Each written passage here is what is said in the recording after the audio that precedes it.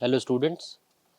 तो equation of line chapter हमारा वैसे तो कंप्लीट हो गया था। मैंने लास्ट लेक्चर में बोला था कि अगले लेक्चर में हम लोग एमसीक्यू वाला पार्ट कवर करेंगे कि इसमें किस तरह के मल्टीपल चॉइस क्वेश्चन आ सकते हैं। तो इस लेक्चर में हम लोग इस चैप्टर में कैसे डिफरेंट एमसीक्यूज पूछे जा सकते हैं वो कवर अप करेंगे।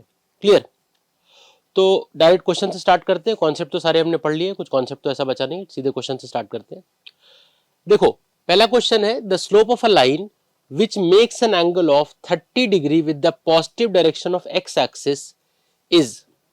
देखो, हमने पहले पढ़ा हुआ है कि पॉजिटिव एक्स एक्सिस के साथ जो एंगल बनता है वो एंगल थीटा जो होता है वो एंगल ऑफ इंक्लिनेशन होता है। तो यहां पर इस क्वेश्चन में जो थीटा दिया है वो दिया है 30 डिग्री। ठीक, और हमें पता है m जो स्लोप का फॉर्मूला होता है वो होता है m equals to tan theta. इसका मतलब tan 30, और अगर tan 30 निकालेंगे तो वैल्यू कितनी आएगी, 1/√3 होता है tan 30 की वैल्यू। तो यहां पे आंसर क्या आएगा, हमारा आंसर आएगा 1/√3। क्लियर? नेक्स्ट क्वेश्चन है if the slope of the line passing through point 2,5 and k,3 is 2। ठीक है, इसका मतलब दो लाइंस है, एक लाइन है, एक पॉइंट है 2,5, दूसरा पॉइंट है k,3, और वहां से एक लाइन पास कर रही है। तो अगर हम यहां पे स्लोप निकाल लें 2 पॉइंट फॉर्म से तो फॉर्मूला क्या होता है, m equals to y2 minus y1 upon x2 minus x1 होता है। और हमें इस क्वेश्चन में क्या दे रखा है, हमें दो पॉइंट्स दे रखे हैं। तो अगर हम इसको सेकेंड पॉइंट ले लें, इसको फर्स्ट पॉइंट ले लें, तो ये हमारा आ जाएगा 3 माइनस 5, क्योंकि y2 minus y1 upon x2 मतलब k माइनस 2, ये स्लोप आएगा, और स्लोप की वैल्यू 2 दे रखी है। इसने बोला ना slope of the line passing through this and this is 2, तो मतलब m की वैल्यू 2 हो गई। इसको सॉल्व कर लो, ये ऊपर आएगा 2 इंटू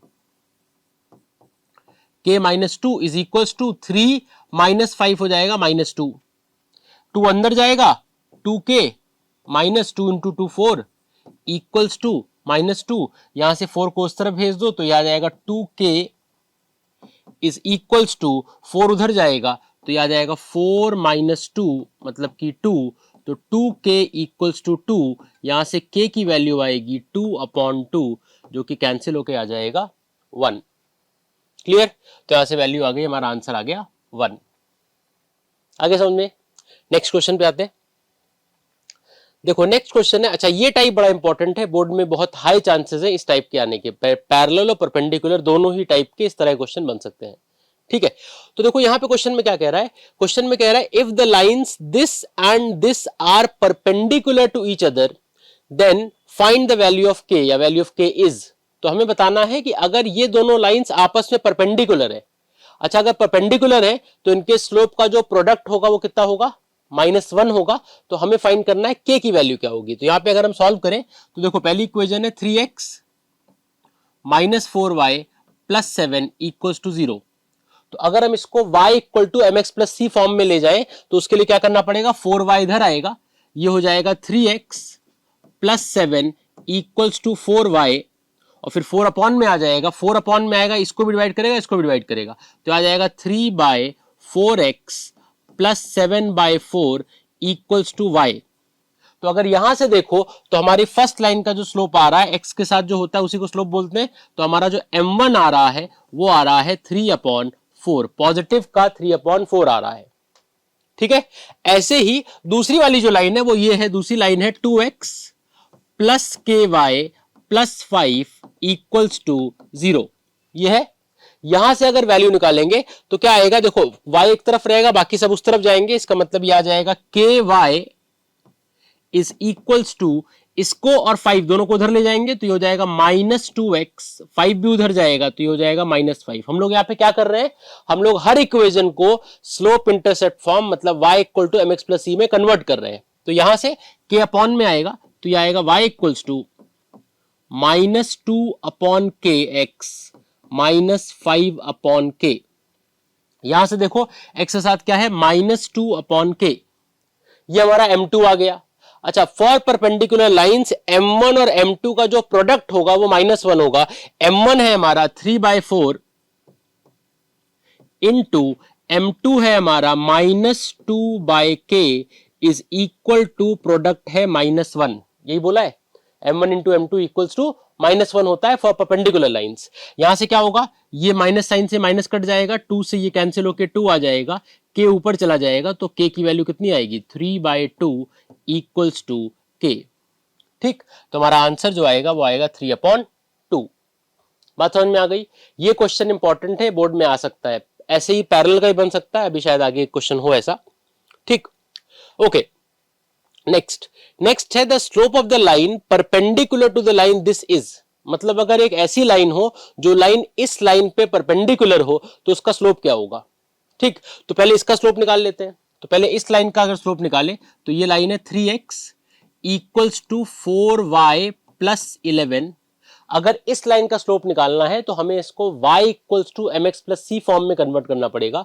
उसके लिए क्या करेंगे, 11 को इधर लाएंगे तो ये हो जाएगा 3x minus 11 equals to 4y, यहां से 4 अपॉन में आएगा तो 3/4x minus 11/4 equals to y, यही होगा।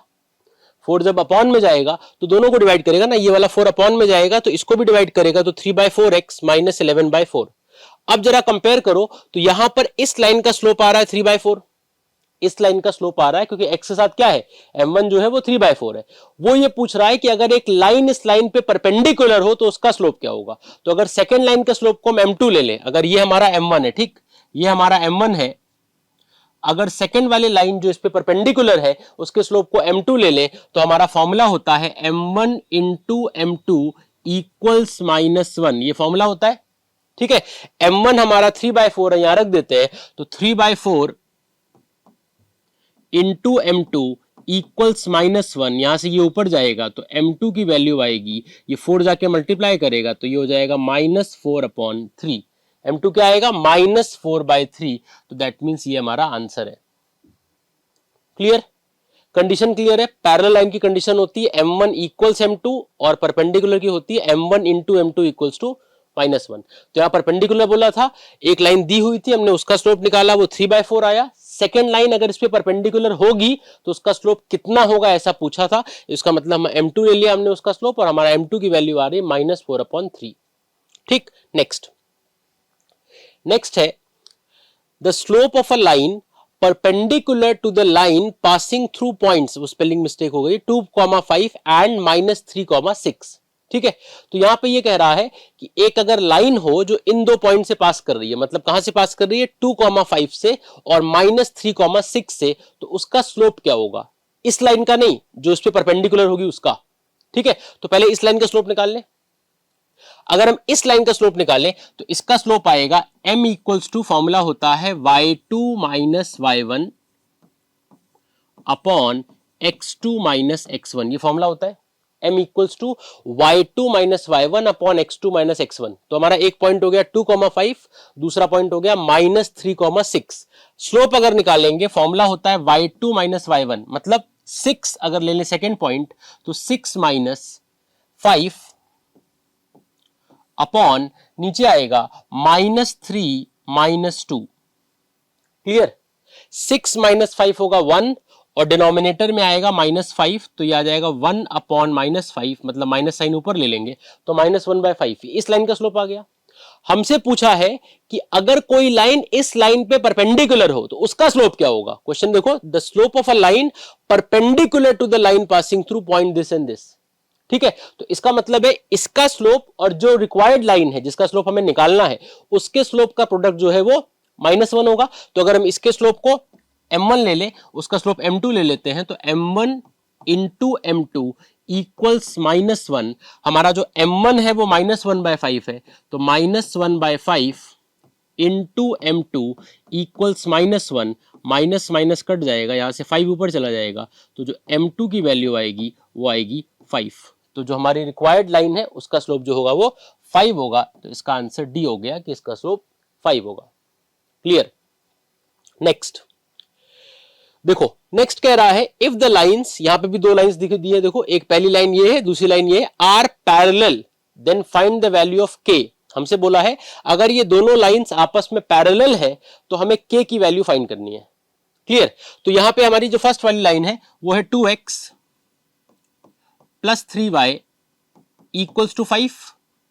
ठीक, यहां से अगर हम इक्वेशन बनाए इसकी, तो इक्वेशन क्या आएगी? इक्वेशन आएगी, सारे टर्म्स को उधर ले लो, 3y equals to 5 minus 2x, और फिर 3 को अपॉन में भेज दो, तो y equals to 5 upon 3 minus 2 upon 3x। ये होगा, ऐसे करते हैं, यही होता है slope intercept form, y equal to mx plus c form. Clear? ऐसे हमारी एक लाइन ये दी थी, हम लोगों ने क्या किया, y को एक तरफ कर लिया, बाकी सारे टर्म इस तरफ ले आए। सेम चीज अगर दूसरी लाइन के साथ करें, दूसरी लाइन है हमारी kx minus 6y equal to 7। अच्छा, 7 को इधर से इधर ले आए, तो kx माइनस 7, ये 6y को उधर भेज दो, इक्वल टू 6y। अब हमें y को एक तरफ अकेला करना है, मतलब 6 अपॉन में आ जाएगा, तो आ जाएगा k upon 6x minus 7 upon 6 equals to y। होगा? यहां पर x के साथ क्या है, k अपॉन 6 है, मतलब हमारा जो दूसरी लाइन का स्लोप आ रहा है वो k बाय 6 आ रहा है, और हमारे फर्स्ट लाइन का जो स्लोप आ रहा है वहां x के साथ माइनस 2/3 था, तो वो ये आ रहा था। ये m1 हो गया, ये m2 हो गया। स्लोप क्या होता है, जो x के साथ आता है वो स्लोप होता है। फॉर्म क्या होता है, y equals to mx plus c। अब क्या कह रहा है, ये दोनों लाइंस आपस में पैरेलल हैं, तो अगर ये दोनों लाइंस आपस में पैरेलल हैं, तो इनके स्लोप की जो वैल्यूज होंगी वो इक्वल होंगी। फॉर पैरेलल लाइंस क्या होता है, m1 इक्वल्स टू m2, तो इसका मतलब है minus 2/3 equals to k upon 6। यहां से 3 से कट के आ जाएगा 2, ये 2 ऊपर जाएगा, तो 2 पहले से एक 2 और मल्टीप्लाई होगा, तो -4 इक्वल्स टू k। तो k की वैल्यू आ रही है -4, मतलब ये वैल्यू आएगी, हमारा बी आंसर हो जाएगा। क्लियर? नेक्स्ट करें, देखो नेक्स्ट क्या है, नेक्स्ट है which of the following points lie on the graph of the equation 3x minus 5y plus 7 equals to 0। मतलब ये पूछ रहा है कि यहां पे 4 पॉइंट्स दिए, इसमें से कौन सा पॉइंट है जो इस इक्वेशन पे लाई करता है, ये हमसे पूछा जा रहा है। ठीक, अब एक कंडीशन बड़ी सिंपल सी होती है कि जो पॉइंट उस इक्वेशन पे या उस लाइन पे, सॉरी इक्वेशन नहीं बोलेंगे, लाइन पे लाई करेगा, वो उस लाइन की जो इक्वेशन होगी उसको सेटिस्फाई करेगा। अच्छा, इक्वेशन को सेटिस्फाई करने का मतलब है कि left side becomes equals to right side. ठीक है, लेफ्ट और राइट साइड इक्वल हो जाएगा किस पॉइंट के लिए, वो पॉइंट जो उस लाइन पे फॉल करेगा वो उस लाइन की इक्वेशन को सेटिस्फाई करेगा। दैट मींस उस लाइन की इक्वेशन में लेफ्ट साइड राइट साइड के इक्वल बन जाएगा। तो हमारी जो लाइन की इक्वेशन है वो है 3x minus 5y plus 7 equals to 0। ठीक है, अब हमें चेक करना है इनमें से कौन सा पॉइंट है जो इस लाइन पे लाई करेगा। क्लियर? कैसे चेक करेंगे, हम लोग पॉइंट को उठाकर यहां पे सब्स्टिट्यूट करेंगे।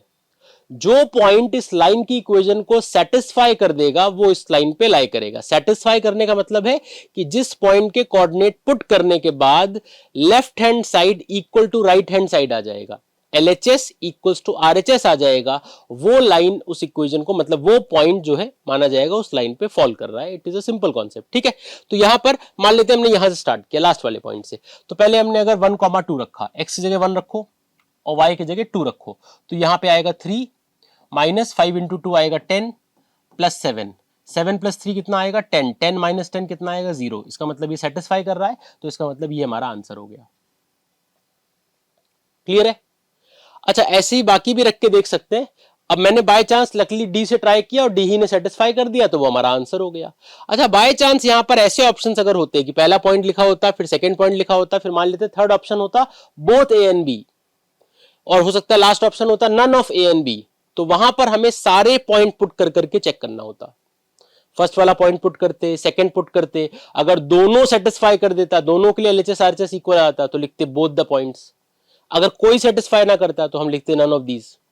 कॉन्सेप्ट समझ में आ गया? अगर कोई पॉइंट किसी लाइन पे फॉल कर रहा है तो वो पॉइंट के जो कोऑर्डिनेट्स होंगे उस लाइन की इक्वेशन को सेटिस्फाई करेंगे। इसका मतलब जब वो कोऑर्डिनेट उस लाइन की इक्वेशन में पुट किया जाएगा तो पुट करने पर उसका लेफ्ट हैंड साइड उसके राइट हैंड साइड के इक्वल आएगा। क्लियर? तो यहां पर ये पहला पॉइंट मैंने ट्राई किया, सबसे पहला वो रखा, वो सेटिस्फाई कर गया। अब तुम बाकी पॉइंट्स भी रख के देख सकते हो, लेकिन मुझे नहीं लगता, क्योंकि ऑप्शंस यहां पर ऐसे कोई नहीं है कि 2 करेक्ट आंसर हो सकते हैं, इसलिए वही आंसर मेरे हिसाब से सही आंसर होगा। क्लियर है? ओके, नेक्स्ट है the slope of a line parallel to Y axis. अच्छा, पैरेलल टू वाई एक्सिस का मतलब है, अगर हम एक डायग्राम बना ले, ठीक है, तो ये हमारी वाई एक्सिस है। अच्छा, इसके पैरेलल, इसका मतलब वर्टिकल लाइन, ऐसी लाइन, तो इसका मतलब इस तरह की लाइन होगी। क्लियर? हमसे पूछ रहा है इस लाइन का स्लोप कितना होगा। तो देखो ये वाली जो लाइन है वो ये एंगल कितना बना रही है, angle of inclination, positive x axis के साथ जो एंगल बना रही है वो 90 डिग्री का बना रही है, और tan 90 की वैल्यू होती है नॉट डिफाइंड। ठीक है, tan 90 इज नॉट डिफाइंड, और हमें पता है कि एंगल ऑफ इंक्लिनेशन का अगर tan निकाल लिया जाए तो स्लोप होता है। तो यहां पर जो एंगल है वो 90 डिग्री का है, tan 90 क्या होगा, नॉट डिफाइंड, तो इसका आंसर क्या आ जाएगा, नॉट डिफाइंड। ऐसे अगर किसी क्वेश्चन में आता है कि slope of a line parallel to X axis, मतलब हॉरिजॉन्टल लाइन, जैसे अगर ये बना है, इसका आंसर तो टिक कर दिया मैंने, नॉट डिफाइंड इसका आंसर होगा। ठीक है, तो कोई भी लाइन, जो लाइन किसके पैरेलल हो, वाई के पैरेलल हो, मतलब वर्टिकल लाइन हो, उसका स्लोप नॉट डिफाइंड होता है, मतलब 1/0 होगा उसका स्लोप, या कोई नोन नंबर अपॉन 0 होगा। क्लियर है?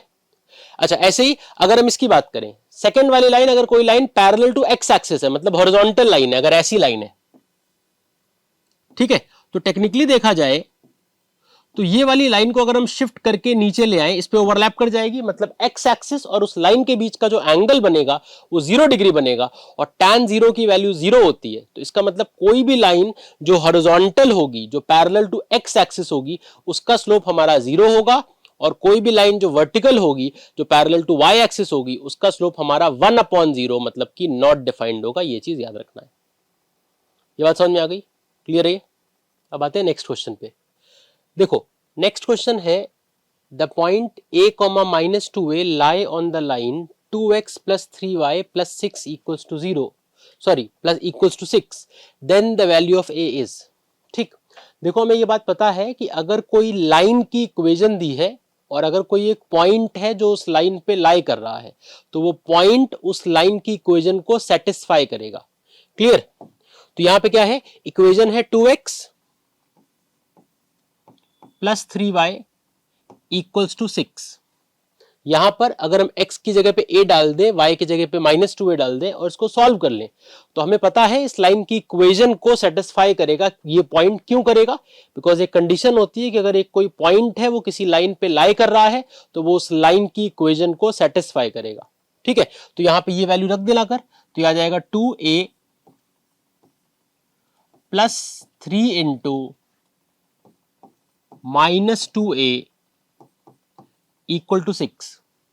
ये क्या आएगा, 2 into A 2a, -3 into 2 6a equal to 6। यहां से आएगा -4a इक्वल्स टू 6, तो a की वैल्यू आएगी 6/-4, जो कि कट के आएगा -3/2। क्लियर? तो यह आ जाएगा -3/2। राइट? समझ में आ गया ये?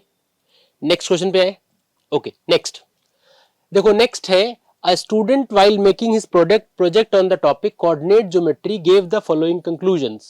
ठीक है, एक स्टूडेंट ने कोऑर्डिनेट ज्योमेट्री टॉपिक पे अपना प्रोजेक्ट बनाया, उसमें उसने ये कंक्लूजन दिया। ठीक, और ये 3 कंक्लूजन उसने दिए। पहला कंक्लूजन है, the slope of a horizontal line is 0। अच्छा, एक क्वेश्चन अभी ऐसा आया था थोड़ा पहले, जहां पे एक हॉरिजॉन्टल लाइन की शायद स्लोप की बात की थी, या वर्टिकल लाइन की, तो वहां पे डिस्कस किया था क्या, कि कोई भी अगर हॉरिजॉन्टल लाइन होती है तो उसका जो एंगल बनता है पॉजिटिव एक्स एक्सिस के साथ, वो होता है 0 डिग्री का, क्योंकि tan 0 0 होता है, तो इसका मतलब उसका स्लोप भी 0 होगा। अगर कोई भी लाइन हमारी हॉरिजॉन्टल लाइन है तो उसका स्लोप 0 होगा। ठीक है? अच्छा, कोई भी लाइन अगर हमारी वर्टिकल लाइन है, तो वर्टिकल लाइन का स्लोप जो होगा वो 1/0, मतलब इनफाइनाइट या नॉट डिफाइंड होता है। ठीक, तो कंक्लूजन देखते हैं, the slope of a horizontal line is 0। तो ये वाला कंक्लूजन सही है कि गलत है? सही है। ठीक, तो इसका मतलब ये करेक्ट है। फिर नेक्स्ट है, the slope of a vertical line is not defined. The slope of a vertical line is not defined, ये भी मैंने बताया कि जितनी भी वर्टिकल लाइन होती है उसका स्लोप 1/0 होता है, जो कि नॉट डिफाइंड होता है। तो इसका मतलब ये भी कंक्लूजन सही है। फिर two non vertical lines with slope m1 and m2 are perpendicular to each other if and only if m1 into m2 equals to -1। अब ये क्या कह रहा है? ये कह रहा है कि दो नॉन वर्टिकल लाइंस, मतलब जो लाइन वर्टिकल नहीं है वो लाइन, अगर क्या कह रहा है, two non vertical lines with slope m1 and m2 are perpendicular to each other if and only if their product of the slope is -1, मतलब m1 into m2 equals to -1। हमें पता है कि ये कंडीशन है परपेंडिकुलर लाइंस की, तो इसका मतलब ये वाला स्टेटमेंट भी सही कह रहा है, तो दैट मीन्स ये स्टेटमेंट भी सही है। क्लियर। अब क्वेश्चन क्या पूछ रहा है, क्वेश्चन पूछ रहा है which of these conclusion is are wrong. यहां पे ये वर्ड बड़ा इंपॉर्टेंट है कि हमें ये बताना है इसमें से गलत कौन सा है। ठीक, ऑप्शंस क्या है, ऑप्शन है ओनली टू, तो टू वाला तो सही है, ओनली वन वो भी सही है, गलत वो भी नहीं है, ऑल ऑफ दीज नहीं, ये तो सारे सही है, नन ऑफ दीज, तो इसका आंसर क्या होगा, इसका आंसर होगा नन ऑफ दीज, क्योंकि इसमें से कोई भी जो कंक्लूजन है, जो स्टेटमेंट है, वो गलत नहीं है। हमसे पूछा जा रहा है गलत कौन सा है, तो कोई भी गलत नहीं है, तो आंसर क्या होगा, आंसर होगा none of these. Clear. Next पे आए। अच्छा, नेक्स्ट क्वेश्चन क्या है, देखो नेक्स्ट क्वेश्चन है the gradient of a line, और लाइन है 3x minus 2y minus 7 equals to 0 is 2/3। अच्छा, पहले बात कर लेते हैं एसर्शन रीजन होता क्या है। देखो एक टाइप होता है क्वेश्चन का एसर्शन रीजन टाइप, जहां पे हमें क्या बताना होता है, ऊपर एक एसर्शन होता है, नीचे उसका एक रीजन होता है, हमें यह बताना होता है। जैसे इस क्वेश्चन में तो खाली इतना पूछा है कि कौन सा सही है कौन सा गलत है, मतलब हमें यह बताना है assertion is true, reason is false, या both A and R true, या एक फॉल्स एक ट्रू, या फिर दोनों फॉल्स, ये बताना है। नहीं तो कई बार असर्शन रीजन का जो मोस्टली मतलब एक्चुअल मतलब जो असर्शन रीजन का होता है वो ये होता है, ये तो इस तरह क्वेश्चन आईसीएससी में लास्ट ईयर बोर्ड में आए थे, उनके स्पेसिमेन में दिए थे, जहां पे केवल इतना बताना था कि दो स्टेटमेंट में से दोनों ट्रू है, दोनों फॉल्स है, या पहला वाला ट्रू दूसरा वाला फॉल्स है, या उल्टा है। ठीक है, लेकिन एक्चुअली असर्शन रीजन का मतलब यह होता है कि क्या हमारा ऊपर वाला जो स्टेटमेंट लिखा है उसके सही होने का रीजन नीचे वाला स्टेटमेंट है, यस और नो। ठीक है, तो यहां पे हमसे बोल रहा है the gradient of the line, ये लाइन दी है इस 2/3, हमें चेक करना है कि क्या इस लाइन का स्लोप या ग्रेडियंट जब निकालेंगे तो 2/3 आएगा या नहीं आएगा। तो अगर इसका स्लोप निकालते हैं तो यह है 3x minus 2y minus 7 equals to 0। ठीक, यहां पे स्लोप निकालेंगे 2y उधर जाएगा तो आ जाएगा 3x minus 7 equals to y, यहां से 2 अपॉन में आ जाएगा तो 3x minus 7 upon 2 equals y, तो ये आ जाएगा 3/2x minus 7/2 equals y। Clear. अब इसको यहां से देखो x के साथ क्या है, हमें पता है y equals to M X plus C form में x के साथ जो नंबर होता है वो स्लोप होता है। यहां पे x के साथ 3/2 है, दैट मींस इसका स्लोप जो होगा वो 3/2 होगा। हमसे क्या बोला है, the gradient of the line, gradient मतलब, ग्रेडियंट का मतलब होता है स्लोप, ग्रेडियंट एक नाम होता है और स्लोप का, तो gradient of the line this is 2/3। ये स्टेटमेंट हमारा गलत है क्योंकि हमारा ग्रेडियंट आ रहा है 3/2, यहां पे 2/3 बोल रहा है, तो असर्शन तो गलत है।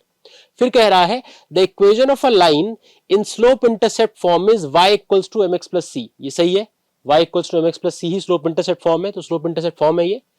Where m is the slope of the line and c is the intercept made by the line on y axis, तो स्टेटमेंट सही है कि स्लोप इंटरसेप्ट फॉर्म जो हमारा होता है वो होता है y equals to mx plus C, जहां पर m जो है वो स्लोप है और जो c है वो उसका y इंटरसेप्ट है, मतलब intercept made by the line on y axis. ठीक है, तो ये स्टेटमेंट सही है, ऊपर वाला सेक्शन गलत था, तो हमारा जो ऑप्शन सही होगा, देखो ऊपर वाला गलत है मतलब a is false but r is true, तो ये हमारा सी ऑप्शन होगा। ठीक है, तो इस तरह के कुछ एमसीक्यू इस चैप्टर में आ सकते हैं। अभी तो एमसीक्यू खैर और टाइप भी बन सकते हैं, लेकिन फिलहाल हमने ऑलमोस्ट जो टाइप आ सकते हैं वो सारे डिस्कस कर लिए हैं। तो ये चैप्टर कंप्लीट, बाकी फिर हम लोग नेक्स्ट लेक्चर में जो है अगला चैप्टर कंटिन्यू करेंगे। ठीक है, थैंक यू।